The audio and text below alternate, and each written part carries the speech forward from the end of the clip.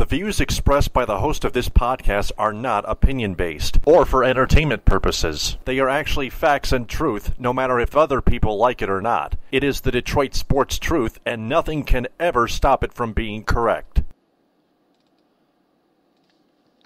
Hey there, Detroit sports fanatics, and welcome to episode 203 of the Detroit Sports Truth on Spreaker, the show that actually gets it right and reveals the truth instead of just being honest with lazy opinions.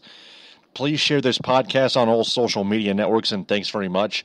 I'm Taylor Phillips. I'm live from my basement apartment office in the northern outskirts of McBain, Michigan, across from the Misaki Golf Course. And with me on Facebook Messenger audio, as always, is my co-host, Ed Smith. Thanks so much for being on here with me. How are you? Doing fine, Taylor, and it's a good thing we had a show to do tonight or this night, so we could have a prime opportunity to jump on the big news of the day coming out of the NFL, especially regarding the Detroit Lions. And we have Tigers and Red Wings to recap, plus we'll preview the Pistons Mavericks game and the Big Ten Men's Basketball Championship Tournament coming up later this week. But first... Touchdown, Detroit Lions! It has been official on Tuesday morning, late afternoon, on Tuesday late morning, Calvin Johnson, Megatron, has decided to announce his retirement from the Detroit Lions and the National Football League after playing 9 seasons in the NFL with the Detroit Lions. He has finished with 11,619 receiving yards and 83 touchdown receptions, most in NFL history by a player who never won a playoff game, according to ESPN Stats and Info on Twitter at ESPN Stats Info. And he also earned a total of $113.8 million, which is second of all time behind Larry Fitzgerald, who cashed in with $129.2 million. The reason for that is because Calvin Johnson was in a lot of pain. He was getting more banged up, and he couldn't take it. And he decided he finally couldn't take it anymore. As bad as the Lions need Calvin Johnson was left with no alternative but to retire. So,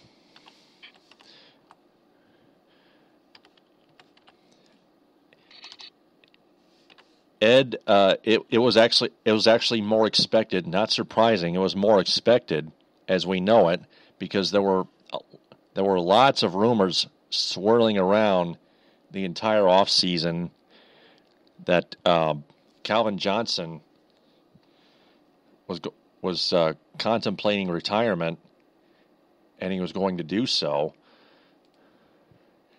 And it happened.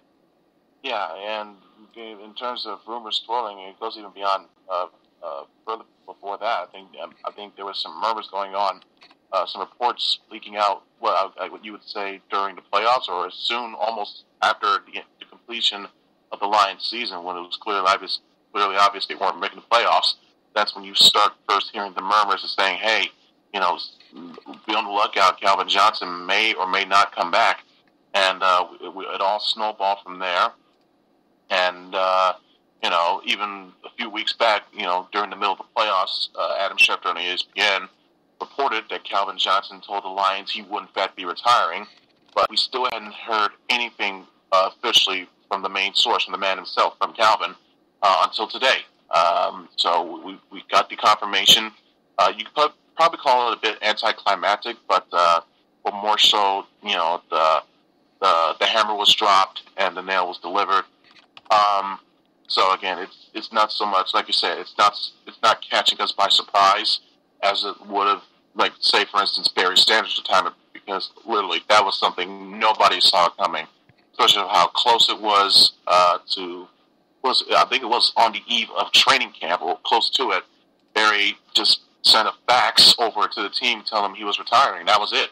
So the nature of how Barry did it and when it happened, that was where the shock and surprise came. Whereas with Calvin, it's been reported and rumored for weeks and weeks on end. So now that we're now officially hearing it being confirmed by Calvin himself that yes, that he is retiring, takes away from the shock, but still, it's very significant announcement to say the least. For Calvin's sake, like you mentioned, Taylor, it was partially due to the fact that he's been getting banged up tremendously over the past few years. Knee injuries, ankle injuries.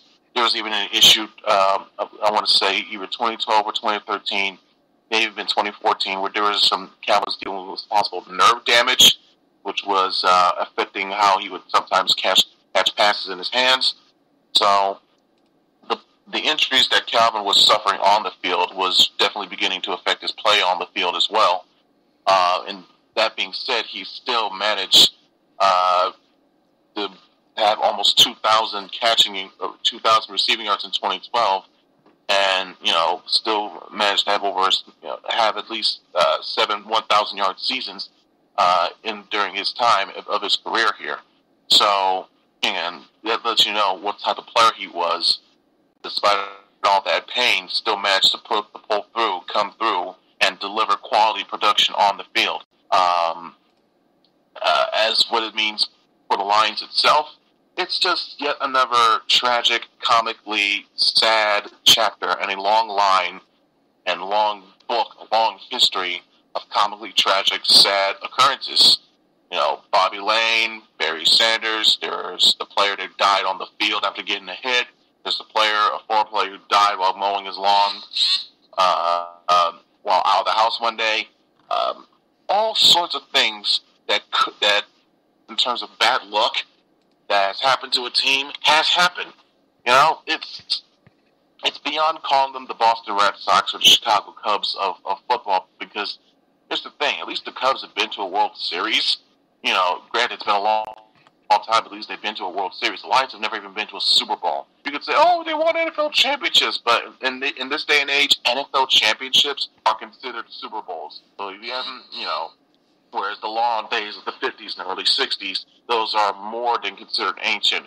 So for a team in the franchise, an organization like the Lions, who's been through so much, and throughout all that time has had very limited to no success in the postseason, this is just yet another example. And a good reason why, I myself personally has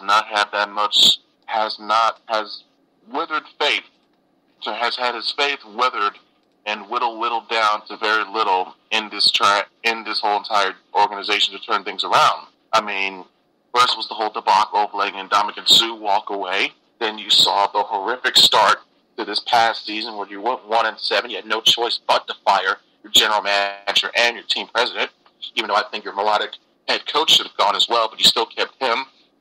But it wasn't enough. The writing was on the wall, essentially. Apparently, if you believe what Calvin, some reports said Calvin had let the team and Jim Caldwell know even before this previous season had started, it was most likely going to be his last year. So this 1-7 start certainly didn't help matters. So the combination of the fact that, yes, Calvin was getting banged up, but let's not forget, he spent a good majority, all but 2 years of his career here. Everything else was a losing season, okay? Of course, including the infamous 0-16 season, and this year was just awful, to say the least. The 1-7 start, getting blown out in London by the Chiefs, the ridiculous Hail Mary loss to the Packers. This was basically a microcosm of everything that Calvin went through during his time here. It happened in this season alone. So, for Calvin's sake, I think it was part of him. Listen, because I generally believe he would have rather played his whole career in Detroit than try to take a chance somewhere else. That's his type of player he is, type of person he is. So, despite all that, he recognized, listen, it's not worth it, me putting my body, getting killed essentially, week after week, month after month, year after year, and the return, the payoff just isn't enough. I mean, yes, I have money, but what good is it if I'm not going to be able to not only enjoy the payoff of what my skills have brought to this team and this city if I'm not winning a playoff game, if I'm not winning playoff games, if I'm not going to Super Bowls, if I'm not winning championships. So it's the combination of those factors, in my belief, that led Calvin to make this decision. So as painful as it is to see, as sad, because I'm sure a lot of Lions fans, it's like another kick in the balls for them, essentially. You know, granted, it was over a decade, it's almost 2 decades ago, but it definitely feels like Barry all over again in some certain instances. You just got through losing Sue, and now you lost Calvin. So, to those that still want to hang around but purchase those season ticket packages, I don't know if they were dumb on a sadist level or a masochist level, or just blindly optimistic. But I don't get it, because my hat's off to them on that one. But in the words of Art Regner, I am definitely, aside from just covering the games, because I know I have to recap and analyze, and I'm Lions free. Like, I'm not going to be watching this team with a rooting interest, because yeah, you got some talented players there. You got Matthew Stafford, Golden Tate, Amir Abdullah, Ziggy Ansah, but I don't trust the management, or no, let me correct that. I don't trust the ownership, and I don't trust the head coach. And those two key factors, I don't trust you. That means I'm not intrigued in watching you. And now you just gave me even more bigger reason to not watch. Because what? Calvin Johnson's gone. So, good luck to Calvin. I wish him well. From a fan perspective, it's sad to see him go. But from a human perspective, it's great to see him lead this game while he has the chance, with his, on his own terms, with his health, mind, and body intact. And hey, he's got a hell of a lot of money on him as well. So, good for Calvin on him. I wish you the best of luck on the rest of your life, and thank you for all your years of giving us, the fans of this team, at least something to cheer for, at least for a little while every Sunday. And we will save this for we will save what the Lions will do from here on out for 5 questions, which will be at the end of this episode, as we do at the end of each and every episode of the Detroit Sports Truth. So, moving on to the Tigers here. That one is long gone. Tigers won 9-2 over the Marlins in Lakeland on Sunday, and then they lost to the New York Mets 7-3 at Tradition Field in Port St. Lucie, Florida. Then they returned to Lakeland at Joker Martin Stadium and played the Tampa Bay Rays. The game was on Fox Sports. Fox Sports Detroit. Dan Dickerson and Kirk Gibson were in the booth, and Tigers won that game 6-5 on John Mayberry's. Tigers won that game 6-5 on John Mayberry Jr.'s solo home run, the go-ahead solo home run in the bottom of the 8th inning, which won it.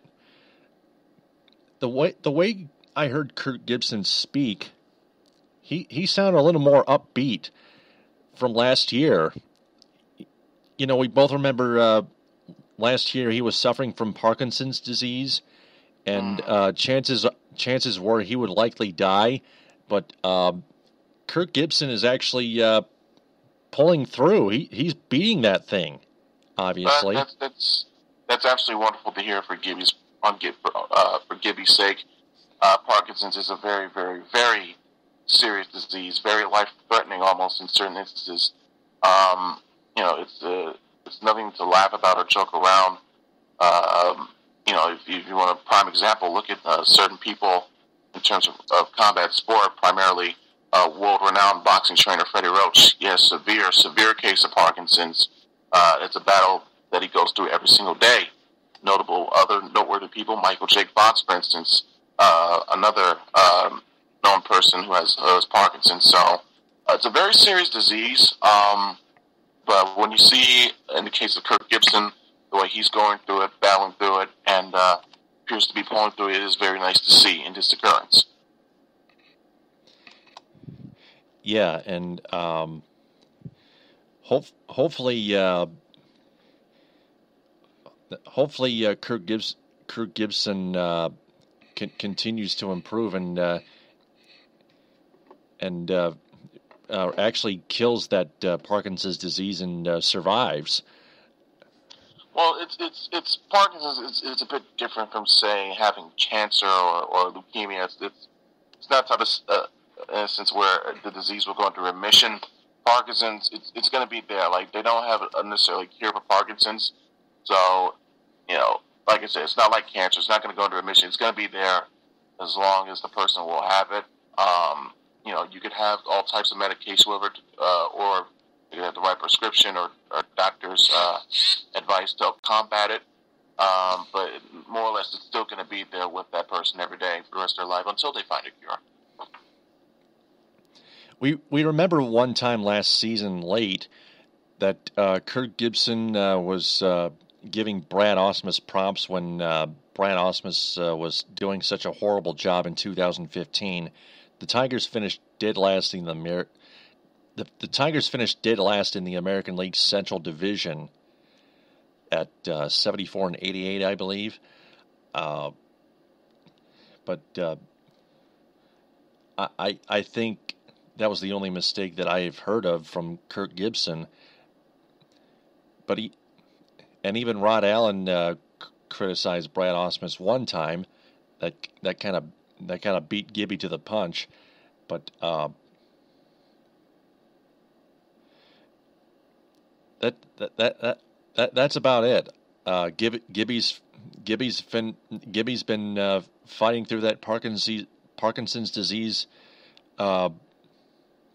pretty well, and he's getting his groove back in the color commentator spot on Fox Sports Detroit as a Tigers color analyst, like he was when he was with Josh Lewin in the late 90s.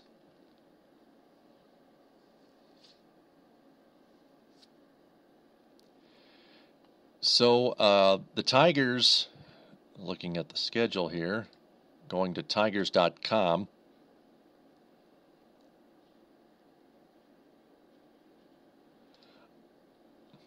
Also wanted to add to the Tigers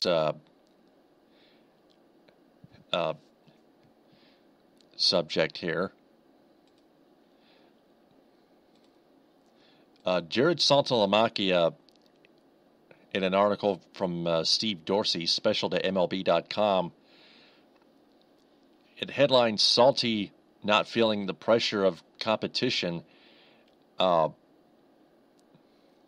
In the short pitch reads, in mix for backstop role, veteran keeps perspective, praises Tigers' winning mentality.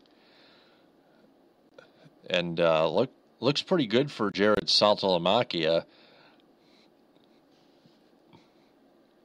He went 1 for 3 on Monday in Port St. Lucie in the 7-3 loss to the Mets. He went 1 for 3, batted cleanup.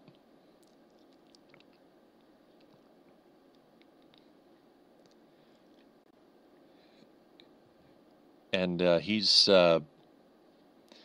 battling pretty good with Brian Holiday for the backup position behind James McCann.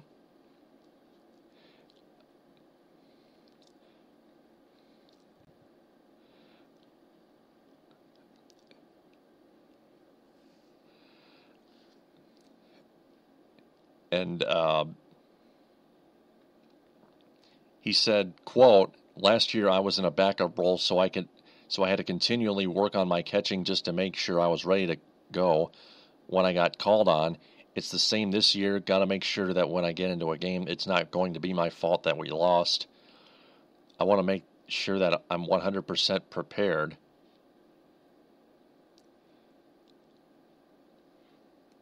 He said, quote, "I've been under the same thinking that whatever's going to happen is going to happen. I can only do my job. I can't do my job and worry about this guy's job and that guy's job. I mean, you're spinning circles at that point. That's just normal."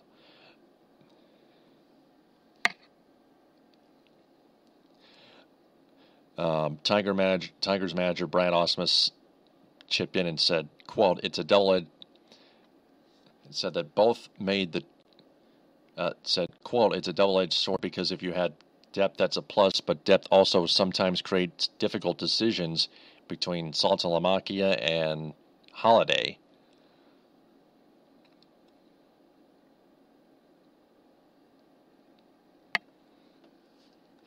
So this could be a good follow-up question on 5 questions here, Ed. Yeah, I'm looking forward to that one.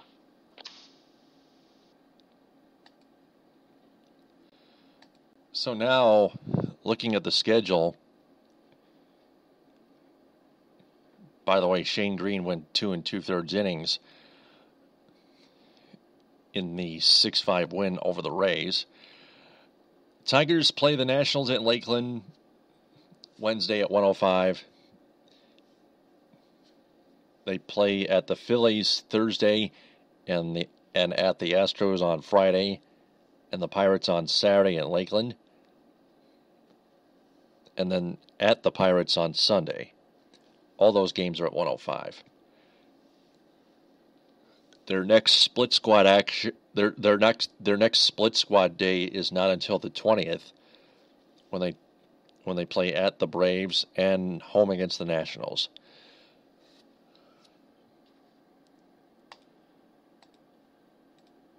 So with that out of the way, it's Red Wing bashing time here.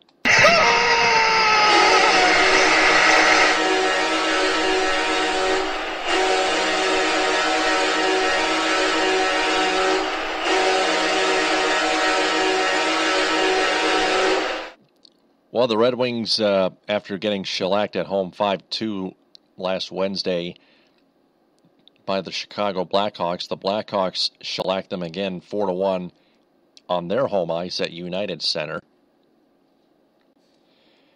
And then the Red Wings went into Columbus, and they were getting stung by hornets and bees, and their defense just continued to show their true paper thin skinned colors. Jonathan Ericsson not blocking a shot in Chicago, which led to one of the daggers in that 4-1 loss to the Hawks at United Center. And then Mike Green lacking defense at his own blue line. Nicholas Kronwall taking another dumb penalty and making a stupid mistake and not holding the damn puck in the zone.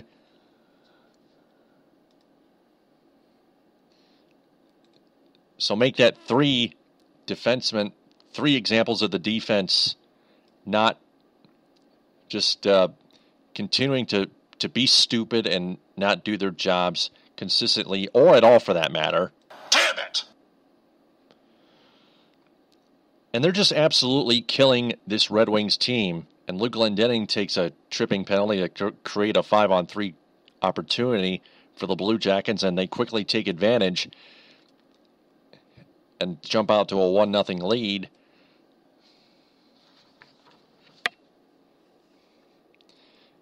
That's just another dumb mistake. Luke Glendening is a non-defenseman player that is still how can I say this? A dumbass. Or just inconsistent. One of the two. Or both. Or consistently dumb. Yep. Justin Ablocator and Tomas Tatar and Andreas Athanasiou each scored a goal in the 5-3 loss to the Columbus Blue Jackets. The Red Wings have lost 3 straight in regulation. And that's just not good for this Red Wings organization if they want to make the playoffs, because now the Red Wings are in second place in the wild card division in the Eastern Conference At 75 points, 32, 23, and 11. 1 point behind the Pittsburgh Penguins at 34, 24, and 8 with 76. The Philadelphia Flyers, I believe that's their next opponent. Let me see here. Next opponent is going to be the Winnipeg Jets. The Winnipeg Jets on Thursday at the Joe. Yep, that's true. Yeah, the Jets are another tough team here. Even though they're in 13th place in the 12th place in the West, a tie for 12th place between the Jets, Flames, and Oilers with 59 points. The Jets beat the Red Wings in Winnipeg 4-1 with Jimmy Howard in net. He got pulled in the second period. Howard gave up 4 goals again in Columbus.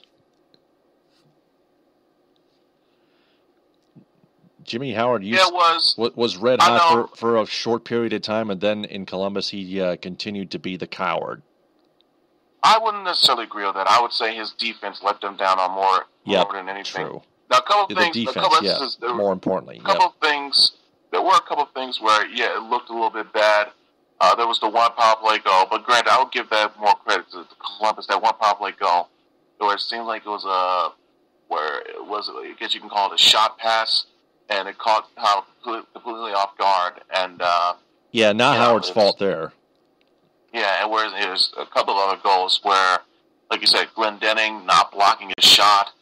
Another one. Green not blocking his shot either. This one was another power play goal.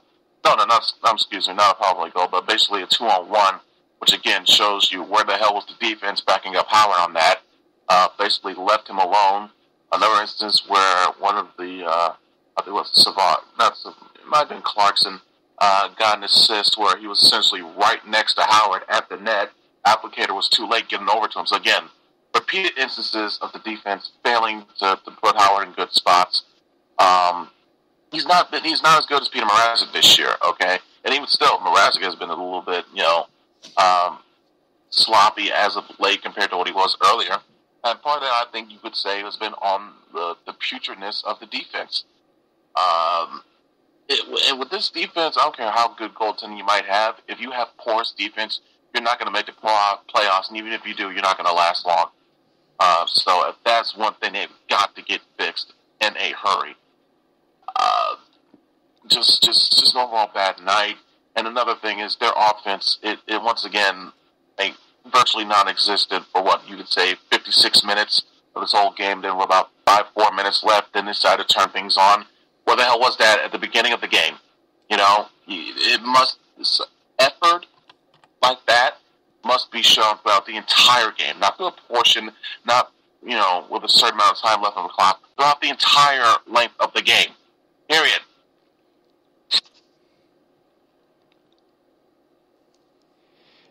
That's true. The Philadelphia Flyers are catching up now on the Red Wings. They have 73 points, 31, 23, and 11.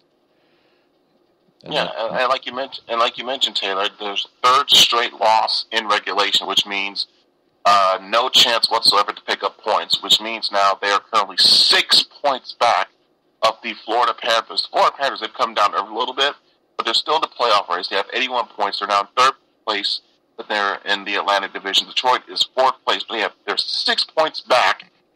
The Bruins and the Tampa Bay Lightning are both tied at 83 points apiece for their first spot, but still, there's a significant gap in terms of points from third to fourth. That's why the Red Wings, like you mentioned, they're essentially battling for their lives in that wild card spot now, where it seems like it's looking more and more likely, unless they catch a real hot streak, that's going to be their only chance to get into the playoffs this year.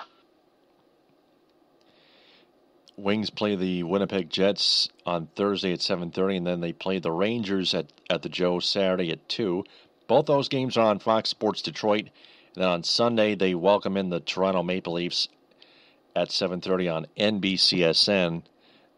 the Red Wings should beat the Maple Leafs. Hi, Babs. Yep, again. The Toronto Maple Leafs dead last in the East, 53 points, 21, 33, and 11. Babcock is starting to lose it with his players.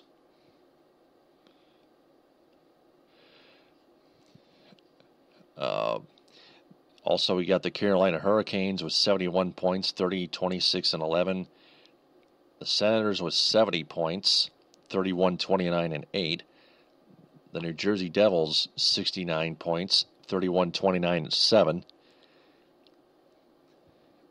The Canadiens still in the hunt, 68 points, 31, 30, and 6. And the Columbus Blue Jackets, 64 points, probably on the cutoff mark. They're 28, 31, and 8. Probably pretty much done. If you're within 10 points, if you're in the single digit spot of that second wild card spot, you still have a slim chance, if anything. Yeah, the Red Wings are getting outscored by 10 goals, 177 to 167 all season long, and it's just a downfall. I attribute that to horrible defense and inconsistent goaltending. Yeah. But here's the thing. Peter Mrazek has a groin injury. That's why Jeff Blashill started Jimmy Howard, and Howard hasn't had too much defensive help with from Nicholas Kronwall, Jonathan Erickson, or Mike Green, or Kyle Quincy. They sat Brendan Smith again and put Alexei Marchenko back in. I would prefer. I'm sure that made Prashant Iyer happy. Wink, wink. Yeah, I would prefer Smith and Marchenko to play and Kronwall to sit. He's been playing. To me, Kronwall has been playing worse than Jonathan Erickson has. And that's saying something. Yep. Kronwall has taken more dumb penalties than Jonathan Erickson has. And Kronwall is less consistent in holding the puck in the zone than Jonathan Erickson is. And that pretty much tops it off.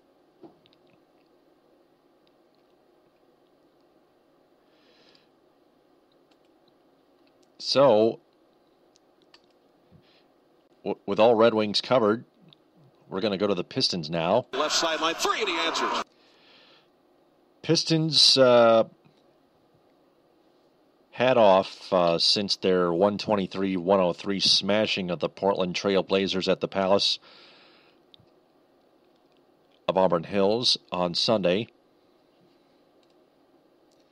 They go into Dallas and play the Mavericks at American Airlines Center at 8:30 on Wednesday. That'll be on Fox Sports Detroit and Detroit Sports 105.1. And then on Friday, they go into Charlotte at Time Warner Cable Arena and play the Hornets at 7 on Fox Sports Detroit and Detroit Sports 105.1. The Dallas Mavericks, big game. Mavericks 7th place, 33-31 in the West. Pistons still in 9th place in the East, 32-31. Their records are pretty much even. And then you got the Charlotte Hornets. Charlotte, where the hell is Charlotte here? Oh yeah, Charlotte's 6th place. 6th place currently. Yep. With a 34-28 record. 34-28. That's another big game. Games. Yeah, that's a team ahead of Detroit. Full 2.5 games. That'll be a great win to get because it's a head-to-head matchup. So you're essentially gaining a game on the person that's ahead, on the team that's ahead of you right then and there. Same thing with the Mavericks game for sure. Dallas, much like Detroit, they're in the respective dogfight trying to hang on to a playoff spot. But Dallas is in a little bit much more comfortable position. They're already in the top 8. And in terms of separation, they're a game and a half ahead of the currently eighth seeded Houston Rockets, and just a mere half game behind Portland, the team that the Pistons just destroyed, by the way, for the sixth spot. So Dallas has more breathing room, more room for error, so to speak, than what Detroit does at this point. Pistons can ill afford to go on a losing slump right now, so they need to rack up as many wins as they can. Fortunately, the schedule that they have from here on out looks a little bit easier for them to, hopefully take care of that. But you can't have losses to bad teams. Like, for instance, you can't have another performance like you did against the Knicks, a team that you should have handled. Now, whereas with this one, the first performance, let's go back to what we saw against Portland. Just a gigantic. They basically had this one in the bag after the first. They led 30-16, and it was a wire-to-wire game. They never trailed at one point. Reggie Jackson just went off, scored 40. He had 11 in the first quarter on Sunday, 26 in the fourth. I'm misreading here. He had 30 points total, and that's coming off of the 40-point performance that he had against the Trailblazers on November 8th. On November 8th, Andre Drummond, another double-double. It's almost clockwork for him at this point. Marcus Morris, after that dreadful performance against the Spurs, he had 19 points. Even though Damian Lillard, a good young rising guard, he had 26 points, but still that was on 8 of 22 shooting from the field. Maybe it was a little bit fatigued because he was just coming off a 50-point game against the Raptors. Just a good combined effort. Tobias Harris once again contributing. This is just a very impressive game because this is a team that's trying to make sure they're in a good, comfortable spot as well in the playoff chase out in the West. Because even though in the West it's essentially two teams and everybody else, Golden State, San Antonio, it reminds me of like Michigan and Ohio State from the old school days, Big 2, Little 8. That's essentially what the Western Conference is this year, only it's Big 2, Little 6. Now, that being said, like I mentioned before, Dallas and Portland are in more comfortable spots than what Detroit is. So to see the Pistons get wins over these type of teams, very crucial from a morale standpoint and from a standing standpoint as well. Now, coming into this one against Dallas, this one I think could be a good way. This one I think is a winnable game because Dallas has had some trouble guarding big men. First it was DeMarcus Cousins, then it was Kenneth Faried, DeAndre Jordan, both giving commanding 2020 performances against Dallas. And now you're coming in facing a team that not only is playing with their playoff lives at stake, but they more than have a big man that is more than capable of delivering a 2020 performance. We've seen it, 2-3 times at least from Drummond this year. So if they start fast, or rather don't have a slow start, let's say they mirror the start that they had with San Antonio, but Andre Drummond doesn't get into foul trouble. That could help make things have it difficult for Dallas to defend throughout the whole entire game. And it's also a crucial crucial game to have because it's the start of a 4-game road trip, which is going to be followed after that by a 9-game homestand. So these are some big games coming up for the Pistons that they've got to win here. So, interesting to see how it matches, how it works out, and the Pistons to make sure that they hold up defensively because I never counted a guy like Dirk Nowitzki. Even though at this age, at this point of his career, he still finds ways to create crazy shots, whether it be coming off the post, backing up, fadeaways, that type of thing. With his range and his height, his size, that type of shooting skill. It's you got to play almost double the effort defensively. Tough to do though because you still don't have Stanley Johnson. He's going to miss another game because he's still not ready to come back yet. But Anthony Tolliver may be ready to come back. Not in this game though, but possibly at the end of the week. So that's good news on that front. Hopefully we'll see Johnson back in the lineup before season's end. So it's not where you want to be right now, but with just only a handful of games left, I would take our chances here with this stretch of games coming up, because I know the players are there.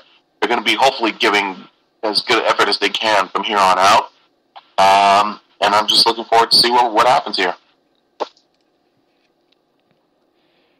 All right, so the Pistons again play the Dallas Mavericks at American Airlines Center Wednesday at 8:30, and then Time Warner, and then at Time Warner Cable Arena in Charlotte against the Hornets Friday at 7.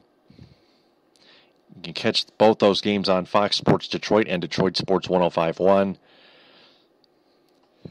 Moving over to college basketball. For three, yes, sir.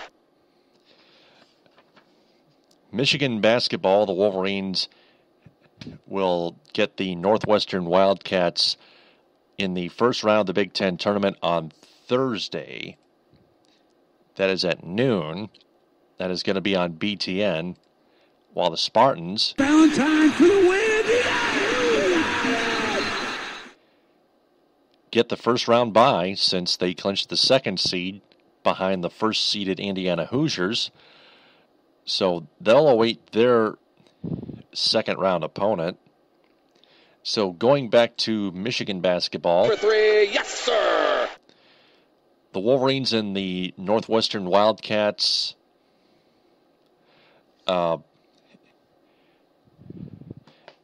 Ed, I'm pretty sure you've heard about that. Michigan and Northwestern. You got any analysis on that? Well, it's a game that really Michigan should have not too much problem with. I believe they did beat Northwestern at least once. I'm not sure if did they sweep the series. I'm checking to see right now. I guess they only faced them one time this year back at Chrysler Center. They won that one very well with a 72-63 victory. In terms of the margin, not as great a win as you wish you could have seen. But a win was a win nonetheless, and now you're in a spot where I think this could be a very winnable game as well, because if you're Michigan, the way you played the regular season, you need to perform big in this tournament. Otherwise, you could very well see yourself out on the outside looking in. Your bubble burst, and you're missing the NCAA National Men's Tournament. It's going to be interesting to see, because even if they get through Northwestern, they have a tough task ahead of them. At least they're in the second round. At least they don't have to, tire themselves out playing in the first round like Illinois, Minnesota, Nebraska, and Rutgers will be doing. So at least they have that benefit. But even if they get through Northwestern, they have a mountain ahead of them on that Friday game, because they will be facing Indiana, who is the number 1 seed, and will be facing the winner of the 8th seed and 9th seed, which is the Michigan Northwestern game is. But those are two big chances that Michigan has to state its final case to get into a tournament. Now, if they win Indiana, it strengthens their chances. If they get to the conference tournament final, I think, some would say, hey, they pretty much have made a star case whatsoever, as best they possibly could, to be one of those last 4 teams in, or last few teams in, I should say. Hopefully not, be one of the play-in game of the first 4, but they've started for a few years now. Everything's on the line for them starting this Thursday, so they can't be complacent. They can't take their foot off the pedal. They have to go through every drive, every run up and down that court, like it's going to be the last one they have this year. Because essentially, if they lose this game, who knows what the repercussions will be. I'll give a full detailed answer to that one in 5 questions. I'm saving that one. U of M entering as the number 8 seed against the 9th seed Northwestern, the Wildcats. The last meeting, the Maize and Blue beat the Purple and Silver 72-63 at Chrysler Center on February 24th this year. That was about a couple weeks ago. 2 or 3 weeks ago. Michigan is 9-9 in games played in Indianapolis, Bankers Life Fieldhouse. Michigan is 7-8 at United Center. They have a 16-17 all-time record in the Big Ten tournament. If memory serves me correct, I don't think they particularly shot that well from beyond the three-point line in that game. So that's one thing that they desperately need to improve on, that they want to have any shot of not just winning this game, but also going far in this tournament. Yeah, I believe so. So, it's time for 5 questions. You ready, Ed? Yeah, all ready. Yeah, let them rip. It's time for 5 questions with Taylor the Gator Phillips. Question number 1. What should the Lions do to fill in Calvin Johnson's shoes? Well, in terms of thinking immediately what they need to do, possibly look for in the draft. I wouldn't necessarily waste a first-round pick on that draft. I think you need to use that to help on the defensive side of things. But maybe start in the second, even I wouldn't go even that high either. I would say wait until at least the third round for guys that had a good showing at the combine, guys who have good athletic ability, good jumping, showcase, decent speed at least, showcase that they had good route running. And those that might have gone unnoticed, I guess you could say the under-the-radar guys, so to speak. I would rather bank on those than try to draft a known commodity. That seems to be like one of these X factors nowadays for some of these teams that want to strive to achieve high goals and championships. Promote Golden Tate to your first receiver slot. He's a guy who can catch the passes in the slot, but also catch passes down deep. And utilize more with your running backs. Use more screen passes and passes out of the backfield, the likes of Amir Abdullah and Theo Riddick. And if need be, try to find a veteran or showcase, find a capable receiver in the off season, out in free agency, that has good height, that can jump at least, not quite, the way Calvin used to do, but close to it. That would be my plan, so to speak, in terms of finding a suitable replacement or how to fill the void that Calvin has now left, instead of hastily going into things and saying, oh, God, we got to draft a wide receiver in the first round. No, don't do that. Think of all your options. Think of all what the pieces that you have left. Implement that to your plan, and then go to work after that. And those pieces left are Golden Tate, Lance Moore, Theo Riddick, Eric Ebron. They still also have Brandon Pettigrew in the mix. Yeah. Next question. Question number 2. That goes with a follow-up as well. Are Dan Dickerson and Kirk Gibson better than Mario Mpemba and Rod Allen?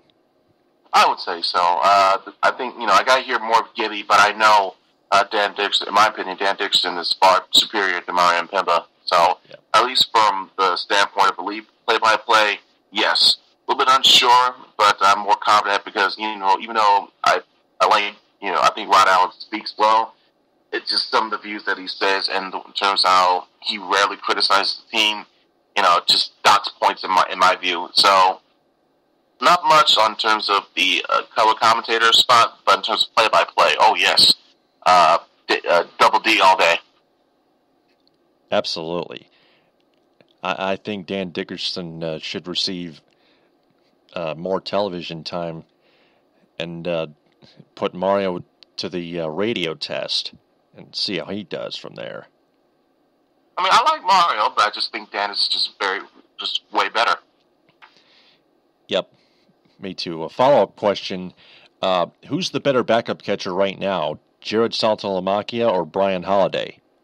At the moment, you probably say Saltalamacchia because he does have the experience. He has the, you could say that road weariness to him where, he's been around this trip before, multiple teams. So you could say he could have that, I guess you could say veteran instinct of sorts. So a young manager, i.e. Brad Ausmus, might look at that and say, hey, might be the deciding factor in determining our backup catcher. So I would say at the moment, probably Saltalamacchia, but we'll see how that comes about after spring training.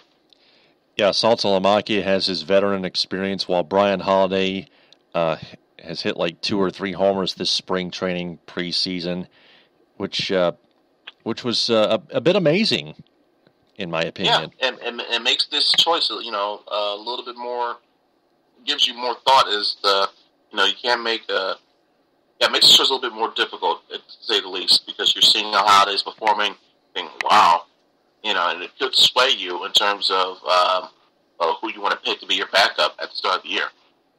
Next question. Question number 3, are the Red Wings starting to fall out of the playoff picture, and is it a good thing? Yes, and for the second part, maybe a little bit of surprise or a shocker for me to say, but I say yes. I think fans are so blindly tied and, supportive of this idiotic playoff streak that is the one thing that they're essentially using it as a crutch to defend how poorly Ken Howland has performed as general manager these past few years.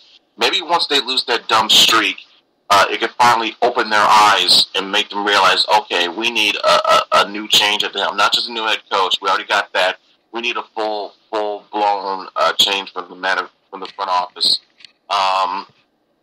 That's my only hope I can see comes out of this is if the Wings miss the playoffs, the fans get so pissed off enough that they want to demand to see change, and hopefully that change will be executed, whether it be by Chris Ilitch or somebody else up in ownership.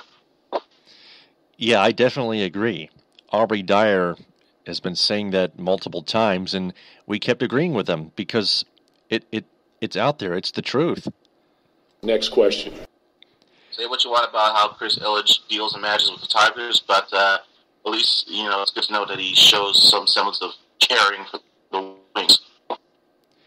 Yep. Next question. Question number 4, in terms of the Pistons, is Reggie Jackson back to his form?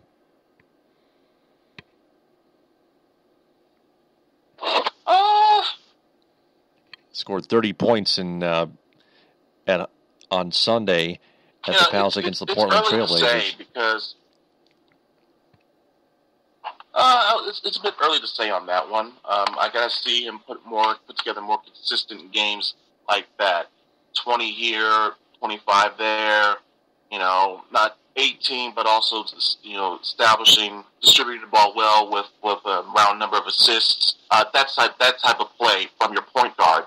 I'd rather wait to see that before I jump off the bat and say, oh yeah, he's back to form. So I'm gonna be a little bit more patient for making that type of declaration for Reggie. Yeah, the way I saw Reggie Jackson, he was getting his groove on. He scored 30 points against the Portland Trailblazers. I thought that was amazing. He had such an amazing game that, may I speak ahead of time, he may be back to his own self again. How amazing he is to the Pistons and in the NBA.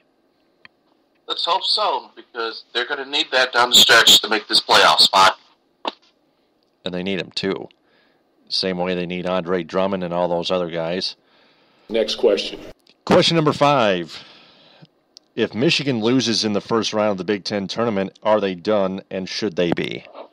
Yes and yes. They've performed very poorly to close out this regular season. The offense has been inconsistent. The defense has been terrible. I'm not even going to factor in the whole, they missed Caris LeVert. That's an excuse at this point. They played without the Duke for the majority of the year. Now they know, to quote Dennis Green, we know, they are who we think we are now. You either sink or swim at this point. Hit your shots, play at least, tighten up your leaks defensively, and for God's sake, show more effort, show more grit and toughness. Don't quit, in the middle of the game. Otherwise, it's going to show very poorly on your standing and how the committee will look at you. So yes, this is essentially winner-go-home game Thursday in this first round. They lose this one, they're out. Period. Yep, their season is completely done, if so. Couple notes I'd like to pass along to you guys. We want to pass our condolences to Jeff Moss of the Detroit Sports Rag for having his father pass away of cancer, I believe. Yeah, it was a form of cancer. I believe he died at the age of 69. As a person who's lost his father, lost his father himself. His name was Gary Moss, by the way. Yeah, as a person who's lost his father himself at a point in his life, I can understand what Jeff might be going through, or hope to understand what he might be going through at this point. So our definite thoughts and condolences and well wishes and good vibes are to Jeff and his family at this time, for sure. Yeah, he mentioned that on episode 21 of the Detroit Sports Rag podcast a few hours before our podcast, The Detroit Sports Truth, before talking about Calvin Johnson's retirement. Also, the other note I want to pass along to the audience is congratulations to Justin and Lynn Spiro on having their daughter, their first child, Emmeline, I believe that's her name, Spiro. And that's why Spiro was not here. That's why Spiro was not with Jeff Moss in Ferndale in the Detroit Sound Studios above Activate Gaming on Podcast Detroit for episode 21 of the Detroit Sports Rag podcast. But those were two reasons why episode 21 of the DSR was just lasted a short hour. So that's why they could not have the feeling to talk about the Anthony Ghost quote that defensive metrics is a scam. Hopefully they'll talk about that next week, because I can still hardly wait to hear what they have to say about it and how they analyze it. Yeah, I mean, and it's quite, a bit of converse contrast we go in terms of one mourning the life of another to one celebrating the life of a new one. So that is just congratulations to Spiro and his family in that regard. And definitely I'm in agreement with you on that one, Taylor. Hopefully they talk about the idiotic statement that Ghost made on next week's show. And also one more brief question. I forgot to mention this back that we were talking about Calvin Johnson earlier. I really loved and admired the fact that he essentially retired the way that he wanted to do, not just on his terms, but how he presented it. Instead of just holding a big news conference with all the big go and everything, he just did it with a simple statement. It just showcased what type of person he is. A guy who really didn't seem to care too much for the spotlight, even though he had the talent that commanded it. He had the personality that just rather pass that on to someone else. Very noble and humble in that regard. So that's another big reason why I'm sure a lot of people are going to miss Calvin. Yep, we are too. Understandably. So, for all the listeners and fans out there, if you want to answer the 5 questions, just replay the episode and answer them in the comment bank below as best you can below this episode. That wraps up episode 203 that wraps up episode 203 of the Detroit Sports Truth. Ed, thanks so much again for your help. I'll talk to you Friday at, I believe, 11 o'clock or 10:30, whichever, for episode 204. Yeah, we're still ironing out the details, but I'm looking forward to that. Can't wait for that one, Taylor.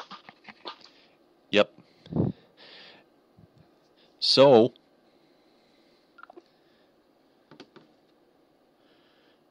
with that out of the way,